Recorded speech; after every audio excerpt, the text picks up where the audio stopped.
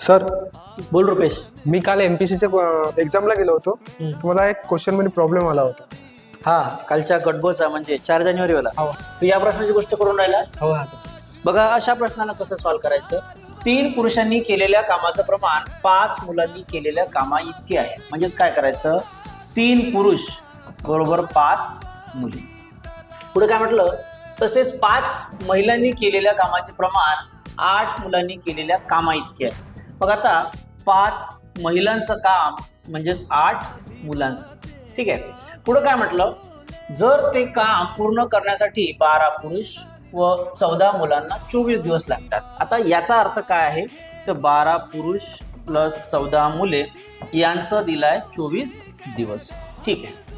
तर ते काम पूर्ण करण्यासाठी 9 पुरुष 15 महिला आणि 12 मुलांना किती दिवस लागतील. आता टार्गेट काय तुझं, तर 9 पुरुष त्यानंतर 15 महिला आणि 12 मुले यांना किती दिवस लागतील हे आहे. तर अशा क्वेश्चनला कुठल्याही एका व्यक्तीच्या एका घटकाच्या फॉर्मॅटमध्ये कन्वर्ट करायचं. तर पुरुषांचं मुलांमध्ये दिलंय, महिलांचं पण मुलांमध्ये दिलंय.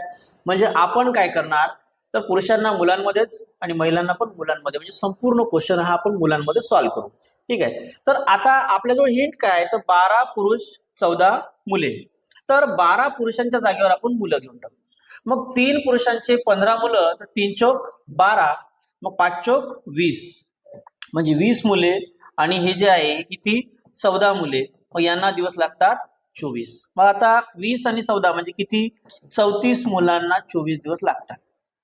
तर आता सॉल्व्ह करायचा आहे 9 पुरुष 15 महिला आणि 12 मुले याला पण आपण मुलांमध्ये कन्वर्ट करून टाकू. बघ, 9 पुरुषांची मुलं किती, तर 3 त्रिक 9 म्हणजे 5 त्रिक 15, मग 15 मुले. मग 15 महिलांचं पण आपल्याला कन्वर्ट करावं लागेल. मग 5 महिला म्हणजे 5 त्रिक 15, हे झालं 8 त्रिक 24, मग हे झाले 24 मुले. आणि हे किती आहे, 12 मुले. या सगळ्यांची आपण बेरीज करून टाकू. तर 12, 24, 36 आणि 15 51. तर हे झाले तुझे 51 मुले. म्हणजे तुला 51 मुलांचं काम काढायचं.